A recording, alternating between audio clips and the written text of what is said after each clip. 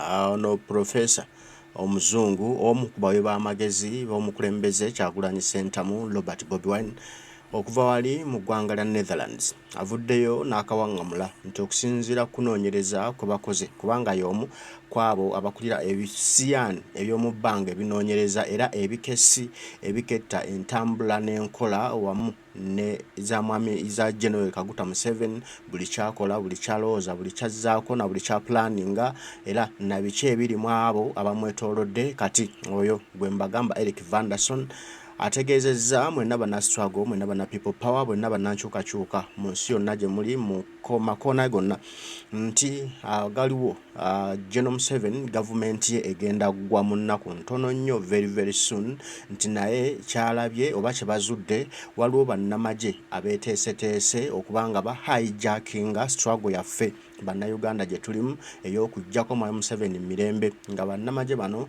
beeteeseteese okwhijackinga batwegatteko balage nti nno batwagira nnyo bali naffe basobole okutubbako obuwanguzi bwaffe kubanga very soon ekyakabi kigenda kubeerawo mu ggwanga lya Uganda kati bannamagye bakitegedde ne bamanya nti tulina okusaidinga n'abantu bano abakyagulanyi Ssentamu Robert Bobi naye nga bannamagye bwe tulina kubeesiga balabika balina ekigendererwa ekyabwe bakikole nti bwe tumala okuwamba obuyinza baate babweddize babutujje mu ngalo bayinza n'okulemesa omukulembeze Kyagulanyi Ssentamu Robert Bobi okulayira bo bateekewo interim leader ng'ate si ye Kyagulanyi wabulanga munnamagye kati Eric Vanderson agamba nti bannayuganda tubeererwedde kuba essaawa ya Museveni okugenda ye erive etuuse bw'abakebera mu ebyo bye patterns ze bazze bagattagatta balabanga mwami Museveni ali ku bunkenke asibamu bibye essaawa yonna afuluma eggwanga Uganda n'olwekyo bannayuganda nti mubeere bakalaba mubeere so resilient mwongeze akaliro mwami Museveni agenda nti naye tulina okulemesa n'abo bannamagye abaagala okujja okutwegattako tubawe ebyetaago byaffe nti Kyagulanyi Ssentamu Robert Bobi yalina okuba pulezidenti bo balina kuba amabega waffe tewali kirala period ono ayongedde okukakasa nti mwami Museveni tayinza kubanga kyalina ebbanga ddene mu ntebe eyo mwatudde era nti bannayuganda mutandike mugolole obuzwalo bwammwe mwongere okukola ebikolwa ebyo eby'eddembe naye ate nga bijjako nakyemalira very soon mugenda kulaba ku Uganda empya nga Kyagulanyi Ssentamu Robert Bobi ye president nsaba nno mubawe Professor Eric Vanderson okuva wali mu ggwanga lya Netherlands nga ababuulira ensonga ezo era ng'ayongera okubakakasa nti twongeza akaliro we tukutteweewo mwami Museveni akawulira eri international ICC UN bamaze dda okukikoonamu era mwami Museveni watudde tateredde ali mu kunoonya bwadduka bwafuluma eggwanga Uganda kubanga akaliro ko akawulira bannayuganda katubirabe Eric Vanderson, let's listen to him. Greetings, comrades. Welcome to today's show of Uganda's Bleeding. My name is Erik van den Zande, and I'm a revolutionary, a strategist of peaceful revolutions, most active in Uganda with the People Power movement. And our goal is to replace dictatorship with democracy. In these Saturday protests, we come together to brainstorm about tactics, about strategy, about how to organize ourselves, to make it possible that we empower the people and we defeat the bloody dictatorship. It's a genocidal dictatorship that has caused several genocides within the African continent and continues to brutally oppress its citizens in Uganda. With these sessions, I encourage you to focus on implementing the victorious strategies of peaceful revolution. So what are the 6 phases all revolution need? 1 is to know your opponent, to have the intelligence. Know yourself, know your opponent, and know the population. If you know this, you will be most effective to take away the population from the dictatorship towards the side of the people. To do this, to unify the people, to unite them, you need a strong, compelling vision of tomorrow. What is your vision of Uganda? If you don't have a vision of Uganda, you are not able to lead people towards that vision. Finally, Even though you have the intelligence, you have the vision, you need capacity to fight.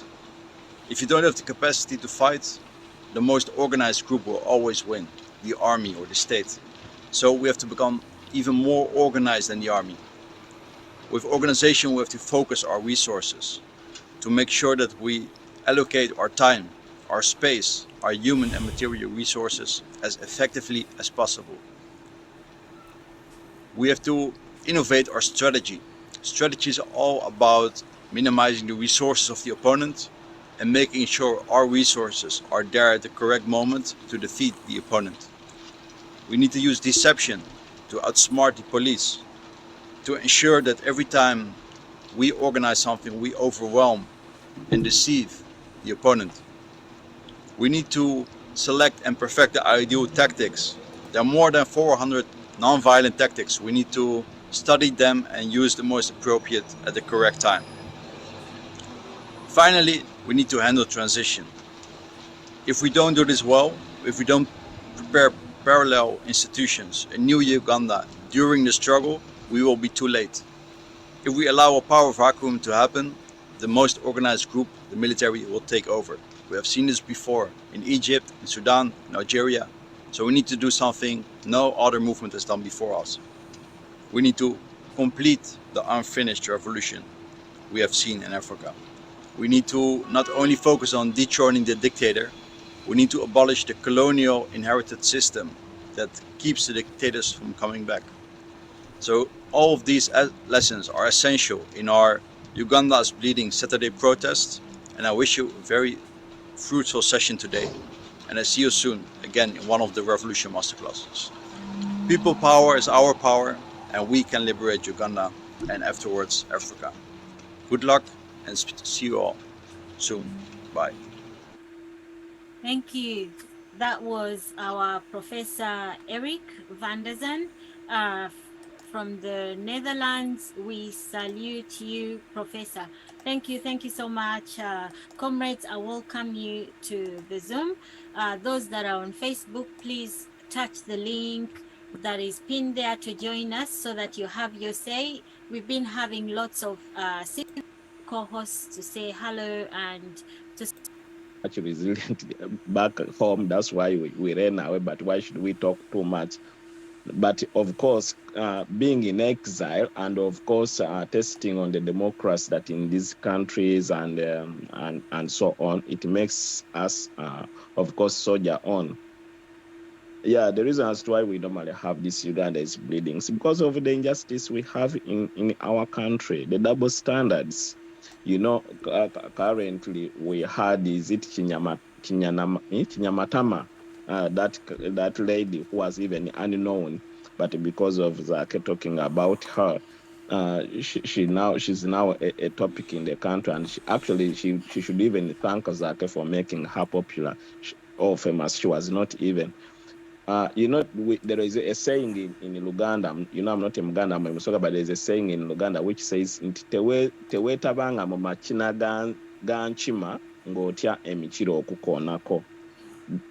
You know, you can't involve yourself into politics when you don't want people to talk about you. And this happens everywhere in the whole world. Even those democratic countries that we admire, we have seen the likes of Trump being designed in the cartoons, making comedy out of them.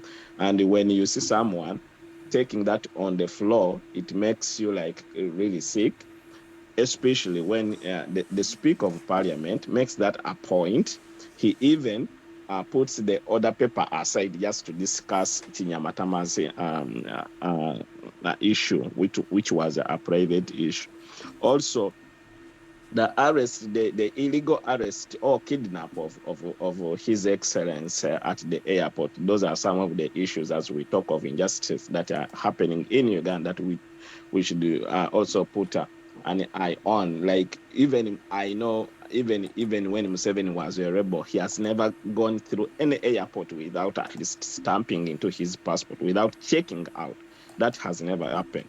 But because of the tyranny of Museveni, we see these things happening. So these are the things that make us, of course, when we compare the democracy or the situation in our country, and in the countries where we are as refugees, like to make us to have sleepless nights and not to believe and accept that Museveni can own Uganda as his property.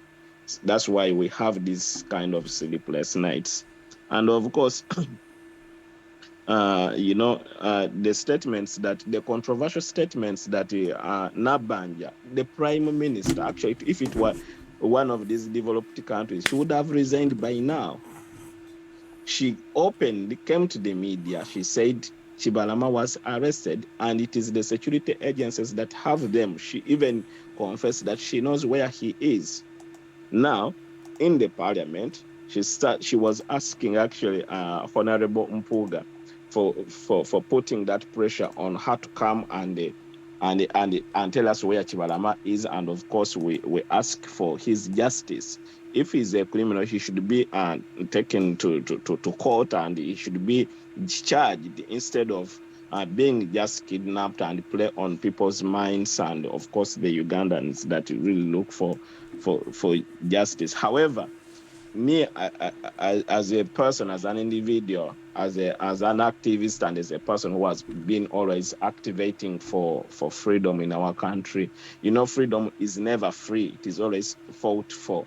And I remember actually when I was listening to the song that you played of Situka Tutambule by His Excellency Bobi Wine, like in the end, we do not remember the words of our enemies, but the silence of our friends. In this kind of struggle, where we see our comrades, where we see our brothers kidnapped, but the only thing that we can do, some of us, is to make a little bit of noise as we are taking videos, but we are silent about it. I blame the Ugandans, especially those on the ground who are normalizing this situation, who are being silent on this. Actually, some of them are even taken as a trap of these propagandists of Museveni. When you see even one of your comments saying, but you know what, these people have a point here. Why are they saying like this and that? Forgetting that it is Museveni's kind of game of divide and rule, making us fight each other, even when you're not, is your comrade in the struggle. But instead of putting the gun straight to Museveni, that is our greatest enemy, we end up fighting each other. So, comrade, thank you for the opportunity.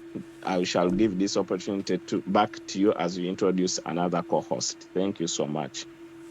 Thank you so much, brother, for your submission, and of course a summary of what is happening in the week in that I call it the dead house, the Parliament of Uganda.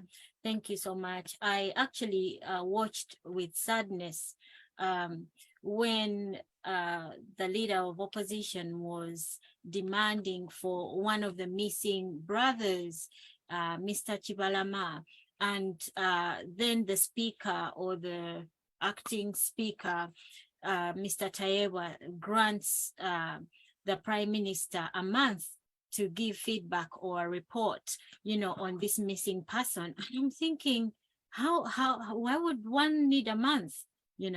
It's a matter of a phone call. Go outside, make a phone call and let people know what is happening. So we do not know what is happening, but Uganda has been hijacked and the citizens are sleeping.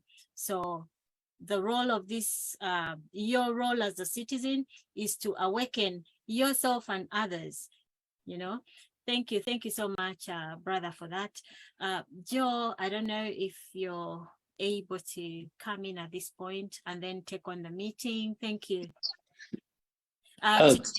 Sorry, Joe. Today we're not, we're expecting a guest, but if they come, well and good. But otherwise, I really feel we need that 5 minutes for people to have their say today. So, yes, Joe. Thank you. Thank you very much, Comrade Docus and Comrade Julius, for your introductory remarks. And I really think I'll just speak from what you've just said. In particular, what Comrade Docus has just said, the recent incidents in Parliament, I think, sets the stage for the next phase of our struggle. That is the next phase of our mobilization. Ladies and gentlemen, I think the strength of the struggle lies in who really sets the agenda, who crafts, who defines the issues, and who sets the agenda.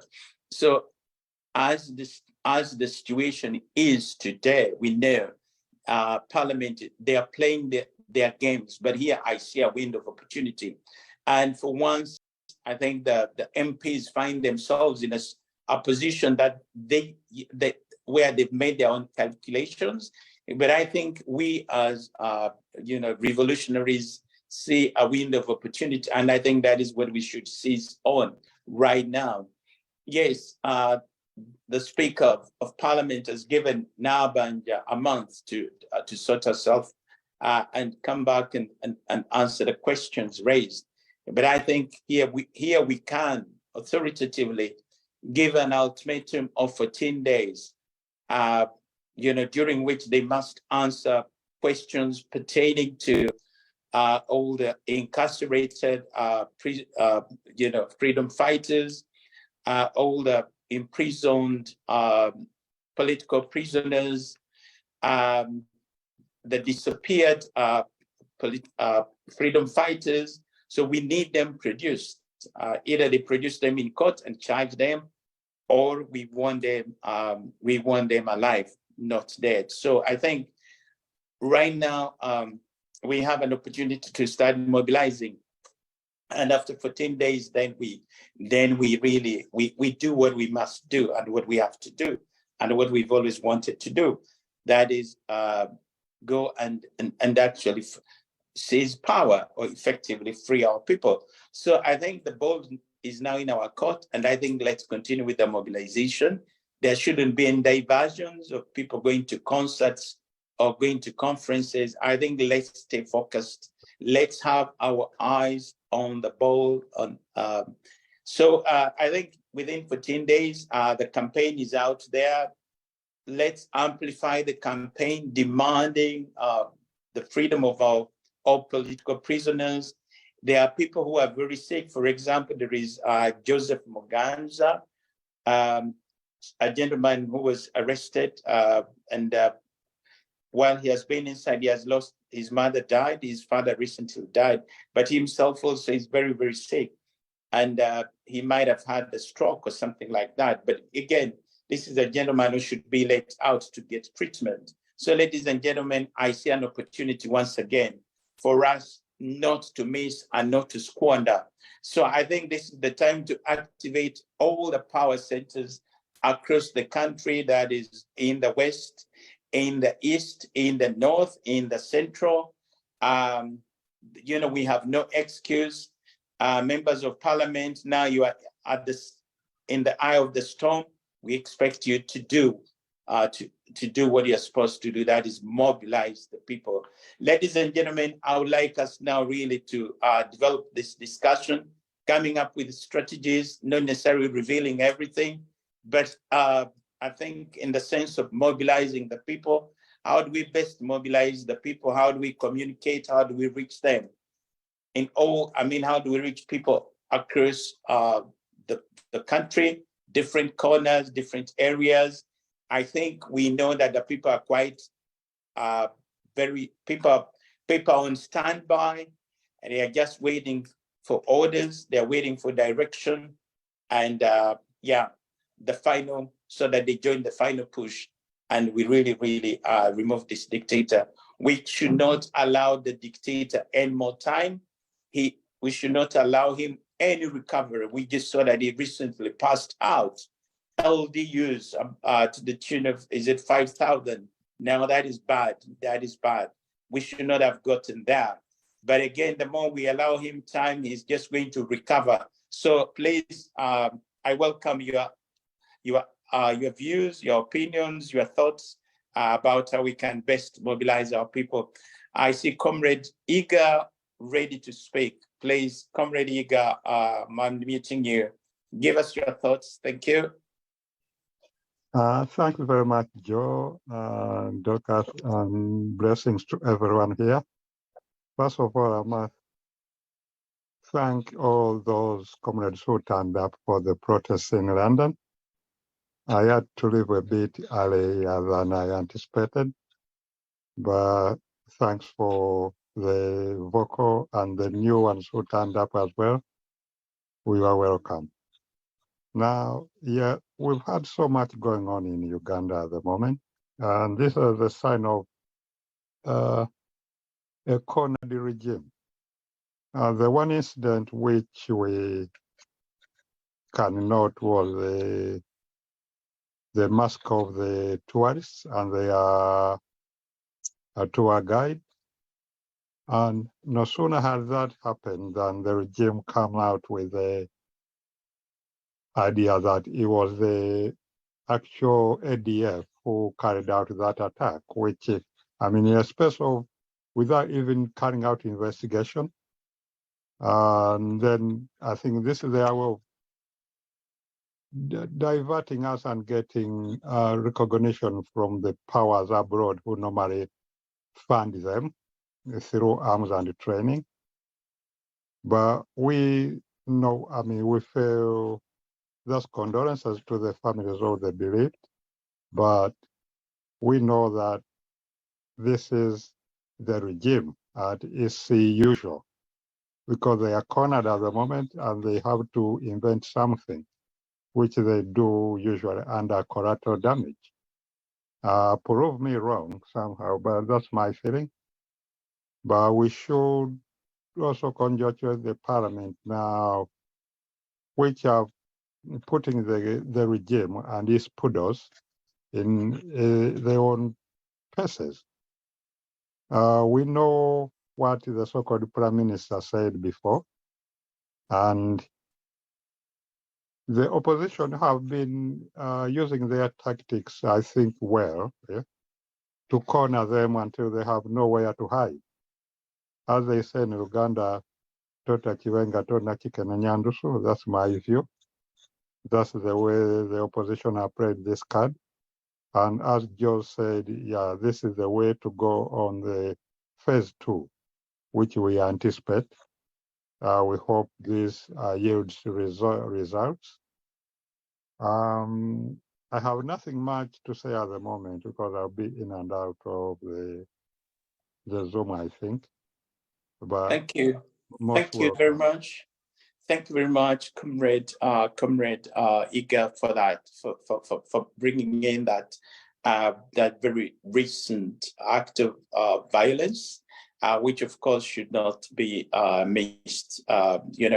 Again, we have a regime that is, going by its playbook, always killing people and shifting blame to other actors. Here now, if we are not analyze this situation very well. First of all, the area where this incident happened has a very high density of barracks, military installations.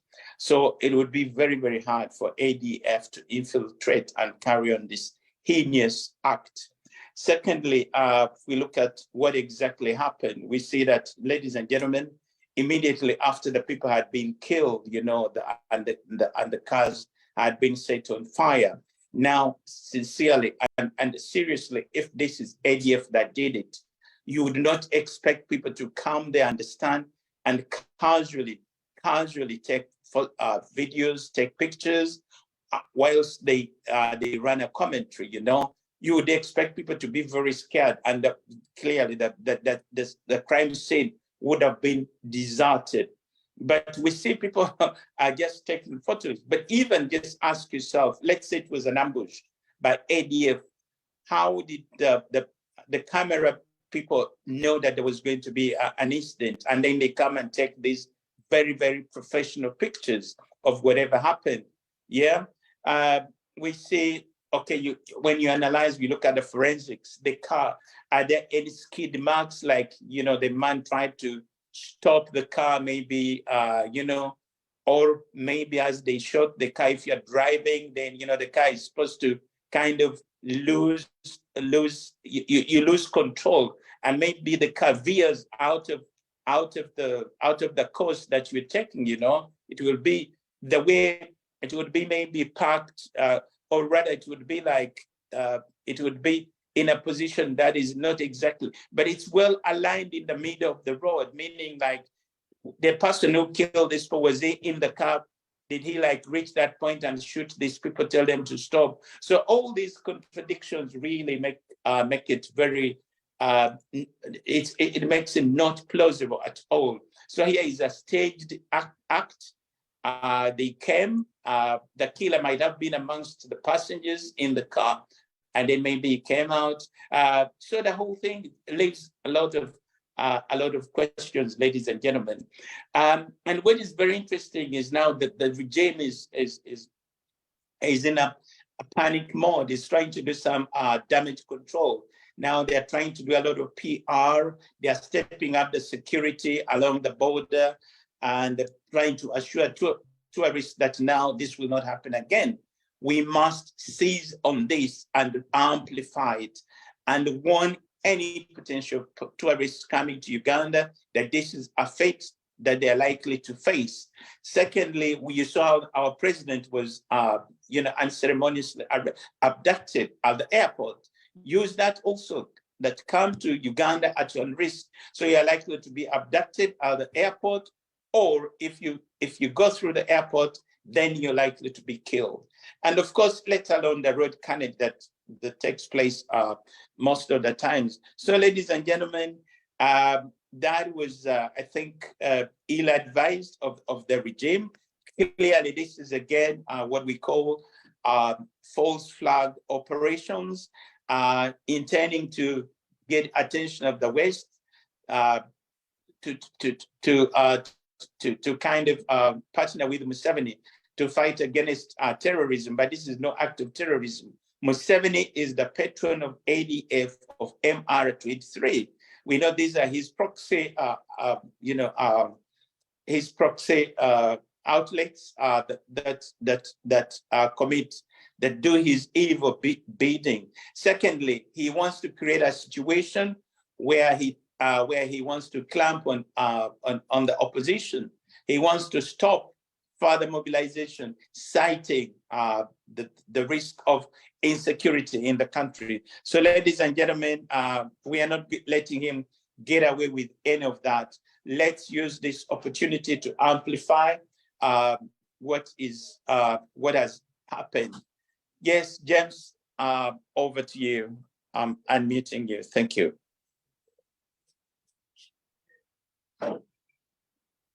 James, you're unmuted.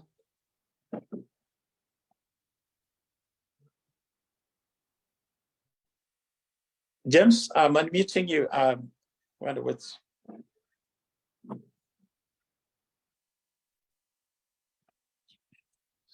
James, are you able to unmute?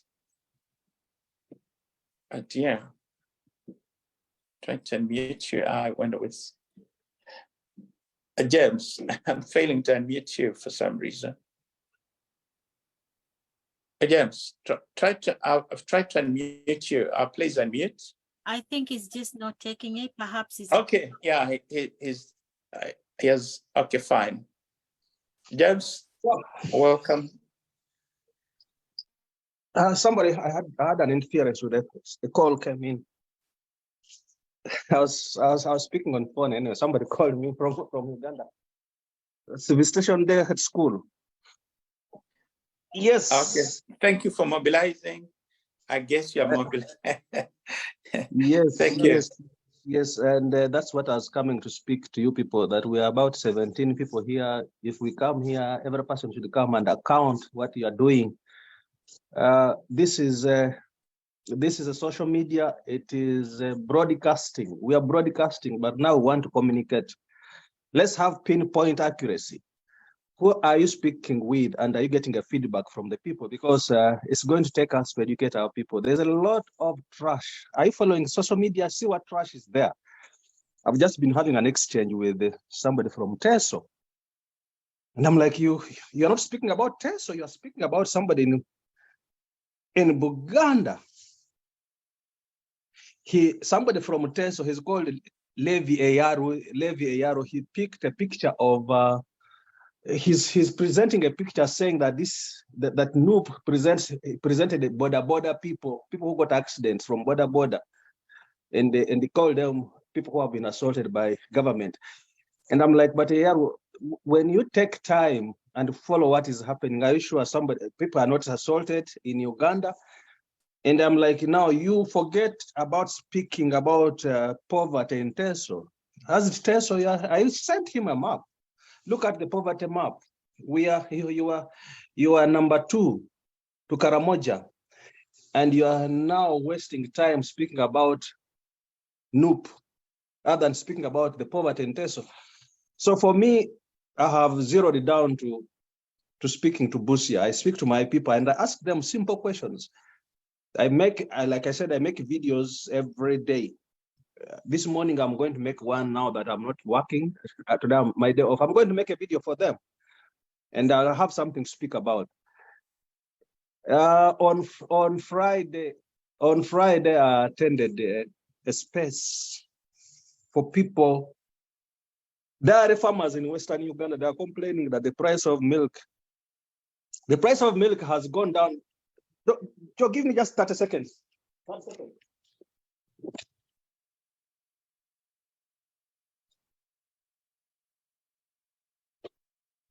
Okay. Yes. Yes. I'm back. Are you back? Give me 30 seconds. I said 30 seconds. Joe, I was telling the people of Western Uganda that we have 48 million Ugandans. Now they're complaining because the price of milk, the liter has dropped from 1,500 to 400 shillings, and the farmers are stranded with the milk. And I told them, I'm in a state called Iowa. First and foremost, no farmer sells his milk directly. The state of Iowa government makes sure every milk is packaged, and even you, the farmer, you get milk in your, you can't buy milk, which you have milk from your cow. You can't buy processed milk. So we have 48 million Ugandans who don't have milk. You don't tell me you're looking for a market in Kenya when the secondary schools of Uganda don't have milk, when the primary schools of Uganda don't have milk, when citizens of Uganda, if you remember, were taking ideal milk. Those days, in the 60s, we had milk called ideal milk coming from Ginger, and it was distributed across Uganda from our farms, from the national farm. Now, here, Westerners stranded the milk. In fact, they were so shocked when I told them, they were asking me if I was a farmer. I told them, I take milk. I take milk. I am a consumer who is not receiving milk in Uganda, and you're now looking for a market. These people thought by making people poor, it will work for them. No. Why would the price of milk, I was telling you the price of milk has fallen not because of Kenya, it's because Ugandans don't take milk. Ugandans are poor. Joe, these things are simple, practical things that we must tell everyone to wake up. Because if now the other ones are complaining that a liter of milk has fallen from 1,500, but a milk from 1,500 was for a circulated few.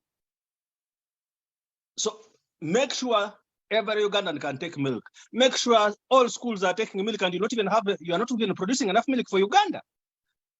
But this tells you how mean, how hopeless, how stupid the leadership is. Yes, this milk I'm showing you comes from farmers, and the farmers themselves don't take their milk because it's a law. The milk must be processed so that you all take milk that is standard. And so you produce milk, you milk your cows, and the milk is taken to a storing place, to a dairy corporation, and then all milk is processed and it's now distributed across the country. It's for fairness. But these are small things that governance does. So we need to educate people. We need to take time to teach Ugandans. And that's why I'm saying sometimes we're over broadcasting. Let's now pinpoint accuracy. Let's communicate.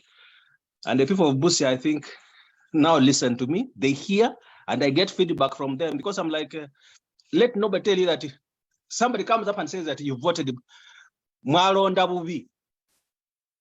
In the Busia society, Zagura, who was a member of opposition, but we were poor. So it is that small things that we need to do, Joe. Thank you. Thank you very much. It sounds very basic, but again, this is reality. It's down to how we organize our society. It's down to governance. It's down to institutions. It's down to rule of law. It's down to really basically how it's down to accountability. You know, these are very basic things that should be in any society and every society. Sadly, we don't have them, and no wonder, you know, there has been this strategy just to impoverish the people, to make the people poor, so that they can be easily be ruled, not even governed, but ruled. And this is a consequence. So because of that, they cannot buy your products. You've got to go outside the country. Yet a country of 45 million should really be in position, actually, to consume all that milk. It wouldn't even be enough. If anything, would even be going into much big into farming on a much bigger scale. Yes, Comrade Banasula, come in and give us your thoughts. Let's see, I'm asking you to unmute. Yes, you are unmuted, Comrade Banasula. Thank you. Am I loud and clear, comrades? Yes, but it was breaking at the beginning. Am yeah, I but loud otherwise, and clear? yes, now you're loud and clear. Do you want us to see? I don't know if you don't want your video on, but it's up to you, okay, really. Thank you. Yes. It's all right. Okay. Good morning. Good for your contributions towards the renewal of Motherland Uganda. Thank you so much. Never to give up until we get what we are after. I've seen, in fact, I think my brother and sister witness how shameful group these people, they are very shameless to the humanitarian crisis that they are themselves creating in our motherland Uganda. And even at still now, they are still they are fighting to see that they blindfold us with some other diversions. To the incident that happened in Queen Elizabeth National Park, let's not really be diverted that we have ADF in our motherland Uganda. Museveni is the ADF. Museveni is going to do whatever he can to see that the international community comes to his rescue, of which we have to hit hard. We should tell the world that Museveni is the ADF, because already Jamil Mkulu came out and told us that Museveni was the one who was supplying them with ammunition. But this will not end until we get rid of dictator Museveni and his group. Museveni is making more damage to our motherland. Whichever day that these people they spend in our motherland, the more we get more damages. Ugandans, we have to come together. We have to come and say that enough is enough. There's one video I was seeing whereby there is, I don't know if it's an Indian or someone from Latin America. He was showing the world that Uganda is peaceful, and I saw that man, and I said, no, these people, we need to do something. Otherwise, Dictator Museveni doesn't need to give any more chance, because Dictator Museveni has assembled his goons all over the world to paint him with white when he is really doing darkness in our motherland Uganda. That man, I saw that man talking about the incident. I mean, trying to polish the incident that happened in Queen Elizabeth. That trying to say that telling the world that Uganda is peaceful, Uganda has no problem, of which is not right, which is wrong. Uganda, we have no peace in Uganda. We have peace in Uganda. I want to thank comrades in NOPU chapter in UK for the demonstration that we saw last night. It was really very, very nice. It was really very nice. UK government has to be exposed.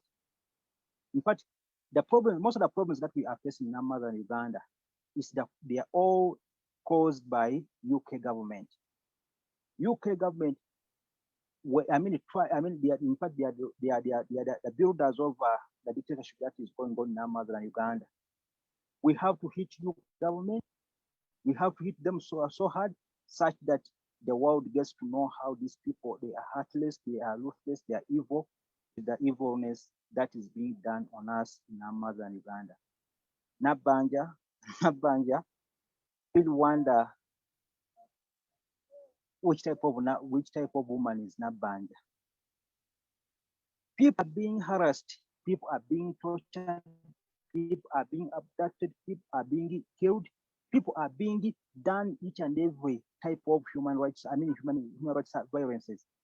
And Nabanja in broad daylight comes to pretend as if nothing is happening. In broad daylight, Nabanja came out and told us that he's the one, they are the ones who are holding Chivalama hostage wherever he is. Now, Nabanja came into parliament, even trying to fight. Like Honorable Mpoza said that if Nabanja had a gun, he could have shoot people in the parliament. These people, they are shameless. These people, they are very shameless. These people, they are very heartless. People, I mean, our people have been abducted for good. We are not seeing them. We want them. And for them, they just take things just for granted. I wonder what type of woman is Nabanja. I wonder what type of woman is Nabanja. Whatever these people they are doing shows that these people they are very heartless, and they would never, they will never consider any Ugandan's lives. They will never take our lives as something that is serious. For Ugandans, we need to do something more than what we are doing. The evil that is being created in our mother and Uganda, whereby Ugandans' lives are taken for granted, this thing must stop. We need to do more than we are doing. The only solution that is going to stop all these problems we are going through is to take ourselves on the streets of our mother and Uganda. We protest to the fall of these mafias, these killers, these torturers, these kidnappers, these abductors. Otherwise, these people, they are not willing at any time to give up on their crimes against humanity in our mother and Uganda. Thank you so much, comrades. That's my submission.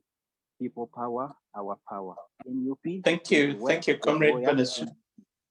Thank you, Comrade Banasula. We are going to close. We're going to the moment of silence, but let me just respond to what you've just said.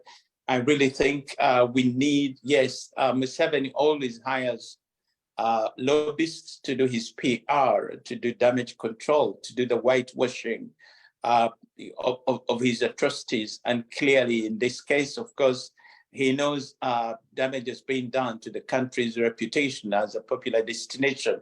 It is going to affect, the flow of tourists, but also it's going to kill what is called investor confidence. No one wants to invest in a country where there is insecurity, where you cannot predict, how tomorrow is going to be. So where there is no stability. So clearly, it's going to get those lobbyists to do the PR for him. But that is our duty to debunk with facts and with information, with facts, with details about the truth, that is obtaining in the country. Ladies and gentlemen, that is what we need to do. And which better way than to do it through demonstrations? Let me commend the UK chapter for the big demonstration that they put up, and where, of course, we amplify, we expose, all the ills that this government is doing. maybe maybe we shall get somebody from the UK chapter to give us, an account of what exactly happened. But that is one way of really exposing this regime. Yes, over to you, Comrade Dorcas, as we observe a moment of silence. Ladies and gentlemen, let's observe a moment of silence to all the heroes and heroines who have gone while in the line of duty. Thank you.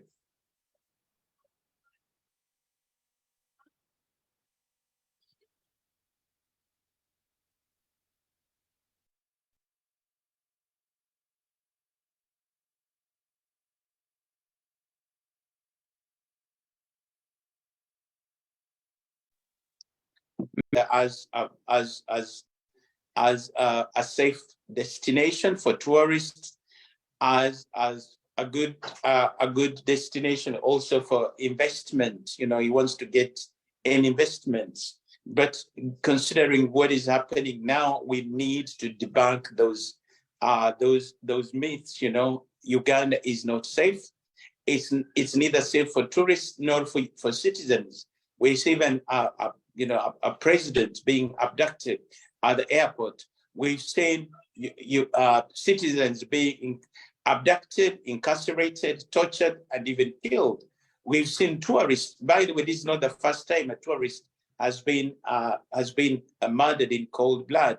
You remember some time back, a tourist from Finland was poisoned in one of the hotels through in a deal gone bad, but which involved again state mafias. So it is not the first time. Again, I think there were some American tourists who were abducted and killed in some of the parks. So let's seize on that and use that to bring to completely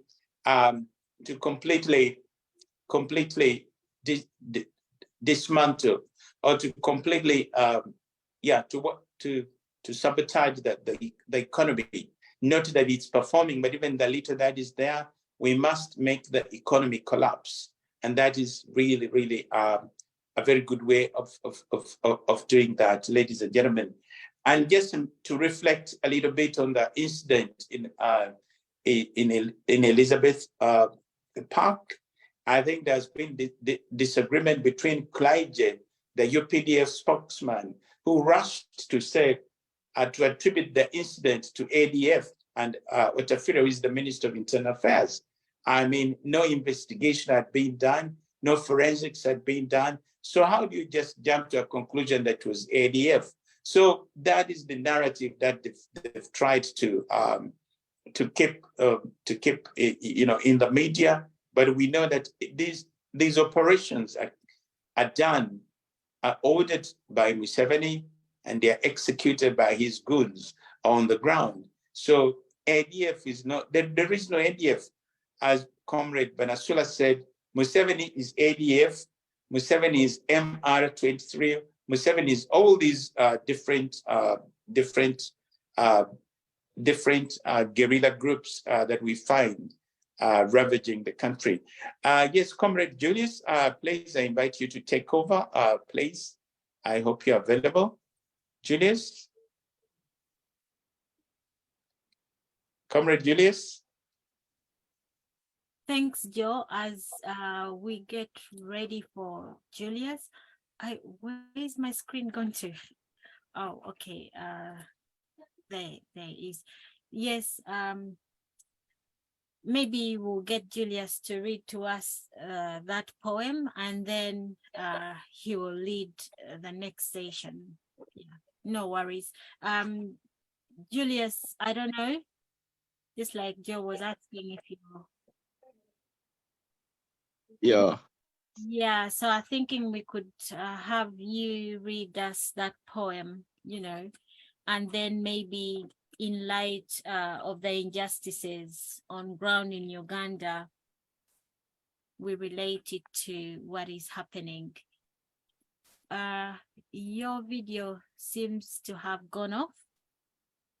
Yes, but Yeah, I have some issues with maybe it's on and off. I really don't know why.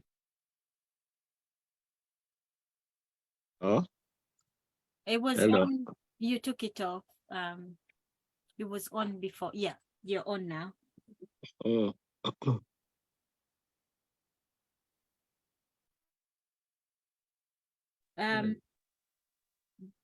Do you have the poem?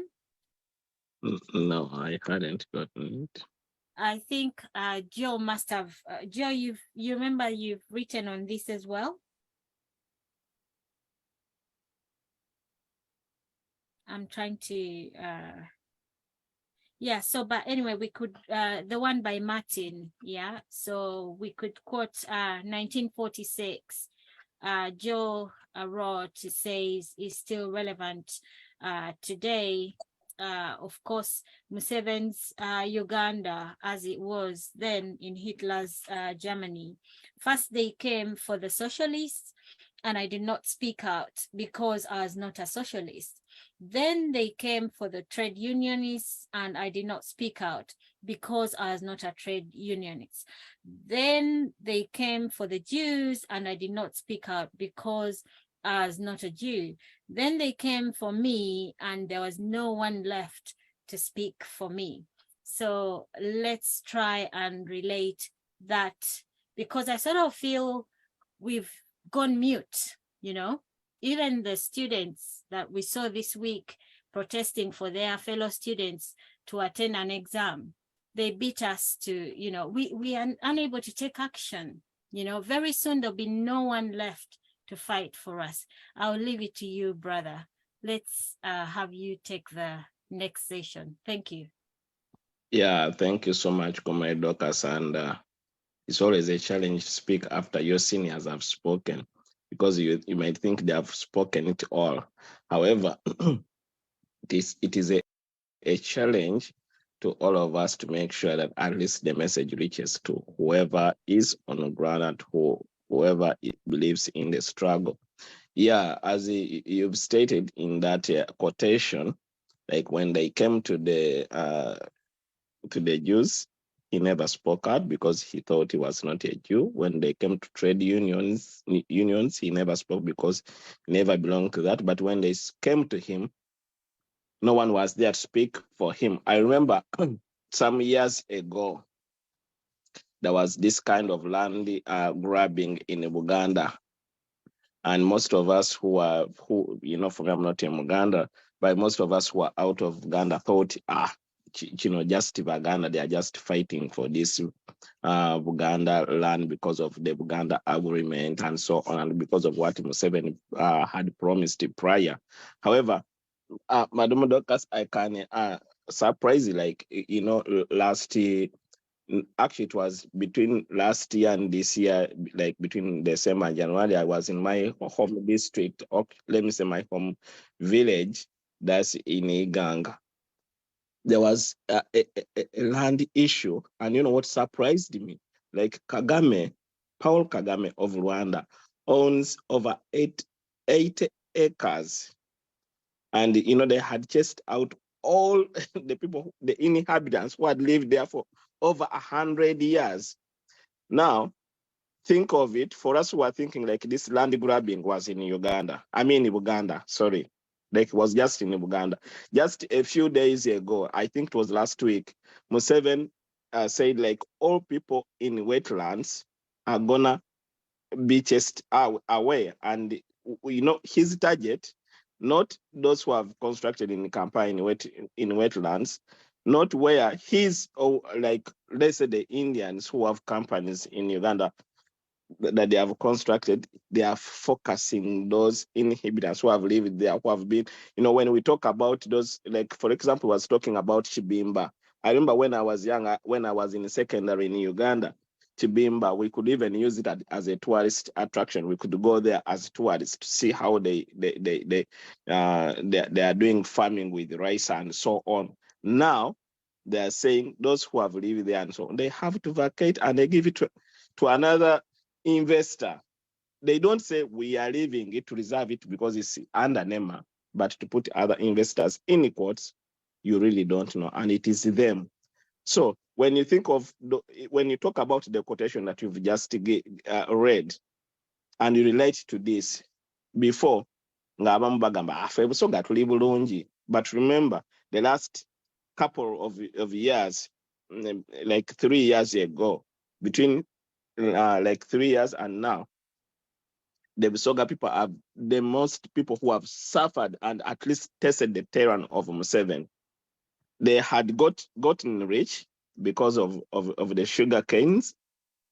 When Museveni knew that, okay, now these people are getting rich and maybe they can no longer be beggars, because the way he wants us as being beggars, so he can, of course, manipulate us.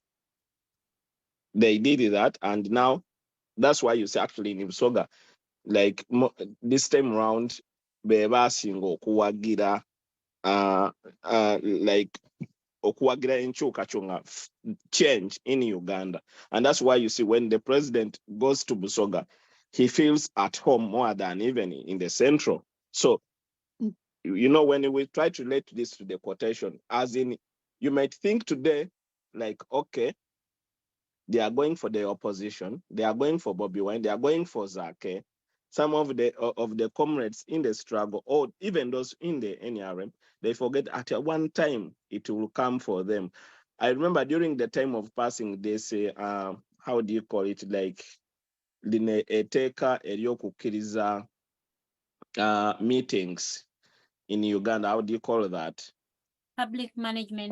Public management. It was Mbabas and Kaihura who were really opposing it, and they never wanted it. Actually, even to this thing of the bail of over 48 hours, Kaihura never wanted it because he thought then he was not a Jew, you know. But when he was the one behind the bars, actually he wanted even to be released before the 24 hours elapsed, you know. So we take this opportunity to call upon all Ugandans when they see us coming out and fight for this, not to think like, okay, it is just for the opposition, it's just for NOP, it's for just FDC, but it's all of us in the struggle. We are all suffering the same. We need to come out. I remember when a few months ago, when we are having the scenario of Kagabo, that one of NOP was crossing to MK project. Some comrades in FDC were laughing, and they were even telling it openly to some NOP comrades how they never did things well. But now you see, Museveni has now divided FDC. Now we have Katonga and Najana Nkumbi. So before you look at it, actually, even I remember President some time ago said it, like before we think of this unit, nti all of us who are oppressed, fena tulinga ensenene eziri mu kikebe, nti mweru maruma, but at the end of the day you'll be roasted and be eaten. No one will survive. So I call upon all other comrades in the struggle just to come together, join us in the struggle, but also to avoid these necessary diversions. We focus on the main enemy. The great enemy of our nation is Museveni. Museveni and his kakun. The likes of Nabanja, the people actually. If I remember sometime when he had just been appointed, when she had just been appointed, Nabanja. I remember Semuju made a statement at her. Era Museveni we yagambye nti bano bavubi. Even before she speaks, just looking at her, you can start laughing. This is a person who comes out before the media. She says, no, those people of NOP are lying, that Shibalama was killed. We have him. We arrested him. He's with us. You know, he killed this and this, but they have failed even to produce him before court. Now, just a few months later, she's contradicting with her statements. And that's the prime minister. If it were one of these developed countries, such a person would just resign, you know. And this justifies as to why some of our communists when they say like, but how come these people in diaspora, like, you know, they are yearning for a change? It's because we can so much see the difference of being a democratic country and being undemocratic. because some of the Ugandans on the ground, they think Museveni just gives them freedom. They don't think it is a right. They don't think like it is not just given by himself. It's just earned by God. It's a God-given gift. Like they think even to speak, Museveni just gave us that freedom to speak. We don't have a freedom to speak in case Museveni doesn't give it to you. And you know what surprises me? Some of these people are elites. They are educated. They have read the constitutions. They have read books. They have read history. They know about the French revolutions. They know about how some dictators have fallen. They actually, when you sit with them one-on-one, they will tell you how, actually they will even encourage you to press the button more so that we eliminate the dictator. So in Uganda, it is really, really hard to really know what really people want. But I think it is time for those who have chosen to fight for freedom to realize freedom is not just given by the dictator. You have to fight for it, and that's what we are doing now. And I take this opportunity to thank all comrades who are on this platform, that at least you have taken the time, that resilience, and we've tried, at least most of us, not to be controversial. You have been resilient, Comrade Docas and Comrade Gio, and the rest, Banasula, Mugenyi, and so many to mention, but a few. And I just call upon you guys to soldier on. As of now, let me see if there is any comrade who has risen their hand, but I don't see any. But as of now, unless anyone has a question or a comment, I Julius, hand over the microphone back to Comrade Docas. Julius, Yes, please. Julius, Banasula, yes, please. Comrade Julius, I just wanted to come in there. You raised a very, very good point about the elite. This poem is saying it covers everybody. It covers everybody, and it includes all citizens. There are those who have been thinking, well, politics is not for me. I'm a doctor. I'm an engineer. It is really nothing for me. It is. It doesn't affect me directly. But here's the thing, ladies and gentlemen. I think you saw the last time when doctors were when they were protesting against deplorable working conditions, when they wanted an increment of their salary, how would we bundled up? How would we humiliated? How would we made, how would we roughed up, completely brutalized? And I think that is when they realized that, you cannot be politically neutral. You cannot be different. You cannot play safe. Even if you play safe, you're going to find that your mother will go to hospital and there is no medicine. You try to play safe, your wife will go to go to hospital when she's in labor. She will die in labor, or she'll be a victim of the healthcare system. Or you find that driving a car. But I think it even happened. You remember, not a long time ago, one of the ministers, his daughter was crushed in a road accident just because of the bad, or rather lack of infrastructure, lack of good infrastructure. On top of having bad infrastructure, we have very indisciplined drivers, border riders. So one way or another, we will be affected because of the bad policies, because of the corruption. You find they are letting buses, police, instead of stopping buses that are not roadworthy, they let the buses drive on, maybe with faulty brake systems, with brakes. And then you find, your relative is, gets injured or even killed. So what am I saying? No one is safe in this country, whether you want it or not. Either you'll be affected directly or indirectly. We've seen have been, singing NRM choruses, but they've gotten sick and they didn't have money to be flown out of the country. So they were let down by the bad policies that have not allowed a proper healthcare system or infrastructure to be developed. So no one is safe. We should all engage, we should all care, and we should all pay attention to what is happening in the country and therefore take appropriate action.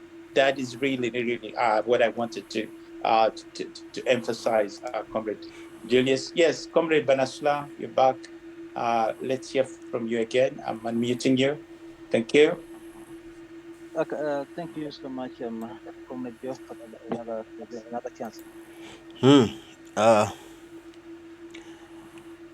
Uganda okutereera tulina ffe ffennyini bannayuganda okukyambala nti buvunaanyizibwa bwaffe nti ffe tulina okukyusa ensi eno, ffe tulina okukyusa eggwanga lyaffe, era ffe tulina okuggyawo abo ab'emitima emibi, ab'emitima emikyamu, abo abataagaliza nsi yaffe, abo abawamba abantu, abatemula abantu, abo ababbi b'obululu, ababbi b'ettaka, abo abawamba baganda baffe abatusibira obwereere. Buvunaanyizibwa bwaffe okubaggyawo, okweddiza obuyinza bw'ensi yaffe. Nga tugendera ku bigambo bya Pulofesa byatugambye mu kutandika nti struggle eno gye tulimu ya ddala ate etuuse weetuuse ng'eyengedde. N'olwekyo waliwo bannakigwanyizi abaagala okugyetabamu, okugiyingiramu, okugituyoolako. Tusigale nga tulwanye naye nga tulwanidde bwereere nga bwe kiri e Sudaani. Bannansi baavayo ne balwana, bannamagye ne bamala ne bakibabbako. So tulina okuba nga tulabayo okulemesa bannamagye abo okujja okutuyoolako ekintu kyaffe, tubeere nga ffe maanyi, nga ffe bwe tutaba nga si ffe tewali ayinza kutuulamu eyo ntebe, tewali ayinza kutwala buyinza bwa ggwanga Uganda. N'ekyo tulina okukola ebyenjawulo, tulina okukola ebyamaanyi, tulina okuba so serious, tulina okukozesa buli nkola yonna ey'eddembe okulaba nga tujjawo General Museveni, aye ne kisigala nga Kyagulanyi Ssentamu yekka yalina okutuulamu eyo entebe, bw'abanga si ye tewabaawo mulala. N'olwekyo obuvunaanyizibwa buli eri ffe okukola buli ekigwanidde okukolebwa ku lwa Uganda yaffe ennungi, ku lw'abaana baffe ensi gye balibeeramu ne bagyeyagaliramu ebbanga lyonna. Mbaagala nnyo mwenna abaliko, mwebale kuba nti kwe muli, mwebale kutwagala era mwebale kutugobereranga. Naffe tuyamba nti tujja kubanga tuganoonya tugabawe, mutambule n'okumanya n'okwongera okuggula obwongo n'okuzibula amaaso gaffe, kikigenda okuyamba ensi eno Uganda. Mukama Katonda nsaba bankuumire, tujja kuba tuddamu tuyogera ebigambo. Mwera abataayi bange.